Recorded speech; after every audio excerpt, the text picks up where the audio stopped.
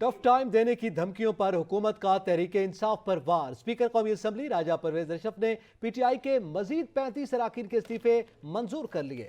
Election commission ने PTI के 35 अरकान असम्बली को डी नोटिफाई करने का नोटिफिकेशन भी जारी कर दिया।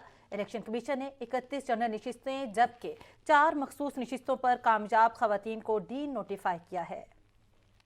कप्तान की कौमी असम्बली में वापसी की ख्वाहिश अधूरी ही रह गई। इत्तेहादी हुकूमत ने तहरीक इंसाफ का कौमी असम्बली में वापसी का रास्ता रोक दिया। स्पीकर कौमी असम्बली ने तहरीक इंसाफ के मजीद 35 अरकान के इस्तीफे मंजूर कर लिए। जुनेद अकबर, उस्मान तरकी, मुजाहिद अली, अरबाब आमिर अयूब, अंदलीब अब्बास, मलिका बुखारी कौमी असम्बली के मेंबर नहीं रहे। हैदर अली खान, सलीम रहमान, साहिबजादा सिबगतुल्ला, महबूब शाह, मोहम्मद बशीर के इस्तीफे भी मंजूर कर लिए गए। शेर अकबर खान, अली खान जदून, शेर अली अरबाब, शाहिद अहमद, गुलदाद खान, साजिद खान, मोहम्मद इकबाल खान, आमिर महमूद कियानी और फैजुल हसन की भी असम्बली से छुट्टी हो गई। जबकि शौकत अली, उमर असलम खान, अमजद अली खान, खुरम शहजाद, फैजुल्ला, मलिक करामत खोकर, सैयद फखर इमाम, जहूर हुसैन कुरैशी, इब्राहिम खान, ताहिर इकबाल, औरंगजेब खान, मखदूम खुसरो मुख्तियार, अब्दुल मजीद खान, अस्मा कदीर और मुनव्वरा बीबी के इस्तीफे भी मंजूर हो गए। तहरीक इंसाफ के अब तक 89 अरकान कौमी असम्बली जबकि एक इस्तीफा पीटीआई के इत्तेहादी सरबराह अवामी मुस्लिम लीग शेख रशीद का मंजूर किया जा चुका है।